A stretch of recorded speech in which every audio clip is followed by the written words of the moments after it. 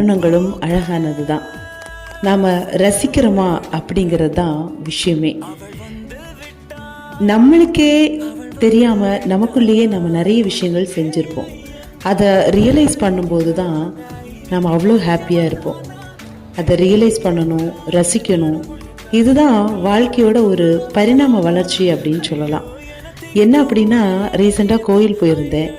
கோயில் போகும்போது நிறைய கோயில்களில் என்னோடய வாய்ஸ் கேட்குது. என்னோடய வாய்ஸை நானே கேட்கும்போது இன்னும் ரொம்ப சந்தோஷமாக இருக்கும். அதுவும் ஃபஸ்ட் டைம் கோயிலுக்கு போகும்போது டைம் கரெக்டாக 8 மணி, டாக்கிங் கிளாக்லேருந்து என்னோடய வாய்ஸ் வருது. எவ்வளோ சந்தோஷமாக இருக்கும் கேட்குறதுக்கு, இல்லை? நீங்களும் கேட்டு பாருங்களேன். முருகர் என்ன வரவேற்காரு என்னோட வாய்ஸில்.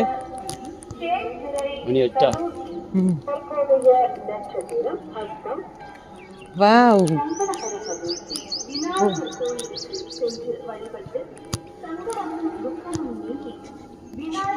எவ்வளோ நாளாவது, எத்தனை வருஷம் ஆகுது இந்த வாய்ஸ் ரெக்கார்ட் பண்ணி.